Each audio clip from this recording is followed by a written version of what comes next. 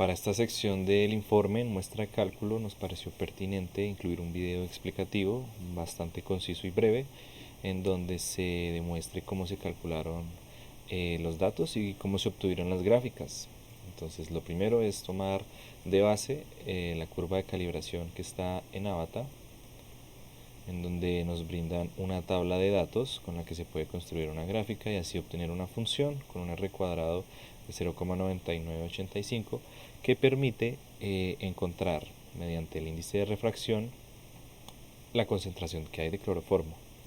Nuestros datos experimentales son estos de aquí, que están en color amarillo y que se obtuvieron a partir de estas dos columnas de acá, que son los índices de refracción de la fase líquida y de la fase del vapor, que es el mismo condensado.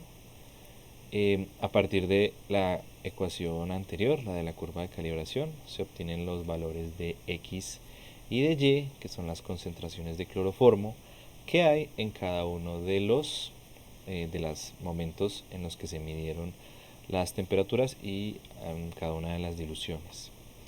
Por consiguiente, se obtuvieron estas tres gráficas. La primera es de la primera parte del procedimiento, que se hace a partir de un volumen conocido de metanol y adiciones de mililitros de cloroformo. Se obtuvo esta gráfica de puntos, que si se observa muy superficialmente, sí tiene una tendencia a las curvas que se suelen observar en los TXY y que pues puede dar programas como Aspen. Para la gráfica 2 está el segundo procedimiento, que no se hace con un volumen conocido de metanol, sino que se hace con cloroformo a 50 mililitros y se van adicionando volúmenes de metanol. Se obtiene esta gráfica de aquí, que es un poco ya más dispersa. Graficándolo todo, obtenemos la gráfica TXY de nuestros datos experimentales. Se observa una línea de líquido, que sería la concentración de X, y una línea de vapor, que sería la concentración de Y. Es bastante distópico, por lo cual es más factible generar un modelo termodinámico que permita simular el estado del TXY a las condiciones que nosotros realizamos la práctica y ver con cuántos puntos tiene intersección. El primer método que se usó fue el método de Wilson. Acá se ven los valores experimentales y se requiere obtener gamma 1, gamma 2, Gibbs de exceso sobre RT y bueno, más adelante explicaré esta columna de acá. Se obtienen los mismos resultados. Bajo estas ecuaciones que tenemos aquí, experimentales, obtenidas del libro Molecular Thermodynamics of Fluid Phase Equilibria, del autor Prausnitz, obtenemos que podemos encontrar los gamas 1 y gamas 2 a partir de lo que nosotros tenemos, las concentraciones y las presiones. Entonces, nuestra presión de sistema es la presión de saturación, la presión atmosférica que hay en Bogotá, que manejado en sistema de bar es 0,75 aproximadamente.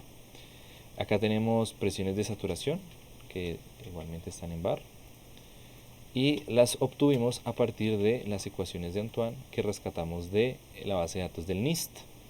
Entonces, la primera del cloroformo proviene de la primera cita que va de aquí hasta acá, y el segundo proviene de la cita.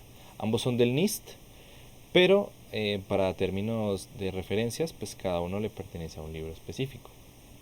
Con base a estos constantes de Antoine, podemos obtener las presiones de saturación a las diferentes temperaturas que se realizaron en la toma de datos. Con estas dos presiones de saturación y con la presión del sistema, que es la presión atmosférica de Bogotá, obtuvimos gamma 1 y gamma 2. Con gamma 1 y con gamma 2 se pudo obtener el Gibbs de exceso sobre RT, que depende justamente de las concentraciones del cloroformo y de los gamas 1 y 2. Ese sería de nuestro experimental. Ahora, para calcular el Gibbs del modelo, nuevamente referido al libro, Wilson propone esta ecuación de aquí, que depende de unos parámetros que nosotros no conocemos, pese a que están tabulados en ciertas referencias y en cierta literatura, Pues lo ideal es hacer que nuestros datos de este modelo de Wilson sean lo más parecido a los datos obtenidos por por la práctica. Por ende, en esta formulación de Gibbs de exceso del modelo es ajustar esta ecuación de aquí, pero a unos parámetros arbitrarios que se asumen que son, por ejemplo, 1 y 1,2. Entonces se hace un cálculo y se hace un estadístico a partir de un error relativo clásico, que sería el valor del experimento menos el del modelo dividido el experimental. Con esto obtenemos una diferencia que va a variar en función de qué tan separado sea nuestro Gibbs de exceso de experimental con el del modelo. Y así obtenemos una sumatoria de valores que nuestro objetivo es minimizar. Entonces aquí es donde se usa el solver. Usamos solver para que nos minimice esta función de aquí a lo más bajo posible, cambiando estos dos parámetros. Entonces mediante el solver nos dio que el valor más bajo que puede dar este sería 9,91 y nuestros parámetros de Wilson serían 1,46 y parámetro 2,1 de Wilson sería 0,1818. Ahora, teniendo estos parámetros, asumimos una cantidad determinada de concentraciones que van de 5 en 5, que sería nada más que 1 menos la concentración de cloroformo, y tenemos estas ecuaciones que provee el libro, que serían cómo calcular los coeficientes de fugacidad, siendo coeficiente de fugacidad 1 el del cloroformo y coeficiente de fugacidad 2 el del metanol, obtenemos coeficiente 1 y coeficiente 2. Ahora, como la ley de Raoult dice que la presión es igual a la concentración por la presión parcial del compuesto 1 más la concentración 2 por la presión parcial del compuesto 2, nosotros podemos calcular nuevamente las presiones de saturación y las concentraciones, pero para Raoult modificado se tiene en cuenta los coeficientes de fugacidad. Entonces eso va a quedar como concentración 1, coeficiente de fugacidad 1, presión de saturación de 1, más coeficiente de fugacidad 2 por concentración 2 por presión de saturación 2. Y así obtendríamos nuestras presiones.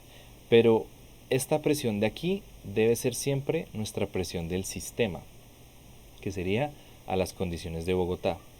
Por ende, lo que nos va a variar son las temperaturas del modelo que sean necesarias para que las multiplicaciones de la ley de Raoult modificada nos den el valor de la presión de la atmósfera en Bogotá. Entonces, aplicando nuevamente solver, donde nos va a variar los valores de la temperatura, hasta que estos valores de presión nos den iguales a las presiones del sistema, obteniendo así unas temperaturas, unas concentraciones y unas concentraciones de vapor simulados mediante el modelo de Wilson. Obtenemos esta gráfica que es bastante similar a las gráficas que nos puede dar softwares como Aspen, en donde tenemos una línea de operación de líquido y una línea de operación de vapor. Graficando nuestros valores obtenemos que hay ciertos valores que sí se acercan, más que todo en este aspecto de acá, pero los de el inicio, es decir, los de la práctica número 1, no están bastante distantes uno del otro. Entonces, lo que nos hace pensar es que es posible modelar este sistema con Wilson, pero centrándonos en una concentración superior al 0,5, teniendo en cuenta nuestros datos. Acá podemos ver lo mismo, en donde hay unas líneas de dispersión, por así decirlo, de qué tan alejados están del valor de la simulación. Y análogamente se tiene el modelo de NRTL, en donde lo único que nos va a cambiar son las ecuaciones del Gibbs de exceso sobre RT del modelo, para así encontrar el estadístico y encontrar los parámetros tau 1,2 y tau 2,1, que son los parámetros de NRTL. NRTL también tiene sus propias ecuaciones para encontrar los coeficientes de fugacidad, y haciendo exactamente el mismo proceso anterior, haciendo que las presiones sean iguales a las presiones de Bogotá, obtendríamos un gráfico de NRTL, que es similar al modelo anterior de Wilson, solamente que es mucho más cerrada esta curva de líquido más vapor. Haciendo exactamente lo mismo, generando, por así decirlo, estos residuos de gráfica, obtenemos que igualmente hay valores que son mucho más cercanos desde 0,5 y mucho más alejados desde la concentración de 0 hasta la concentración de 0,4 para nuestros valores experimentales. Y a ojo, uno podría llegar a decir que son muy similares y que no habría algún tipo de diferencia si usar NRTL o Wilson. Así que construimos esta gráfica de comparativas, siendo el modelo de Wilson el modelo azul y el modelo NRTL el modelo verde. Y los valores experimentales negros, los más oscuros son los de líquido y los más claros son los de vapor. Si se observa bien, los datos son mucho más afines en el modelo de Wilson que en el modelo de NRTL, porque aunque para modelo Wilson estos dos valores de vapor están un poco alejados, si se mira el de NRTL, los valores de aquí pues están igual de alejados que los de Wilson a estos dos valores, solo que Wilson tiene muchos más puntos cerca de la gráfica. Por ende, concluimos que el mejor modelo, teniendo en cuenta los ajustes de parámetros a partir del estadístico, es el modelo Wilson para modelar los datos obtenidos en la práctica del laboratorio de la mezcla cloroformo-metanol. Y esta sería una explicación lo más concisa posible de cómo se realizaron los cálculos de este Excel. Muchas gracias y espero haya sido lo más detallado posible.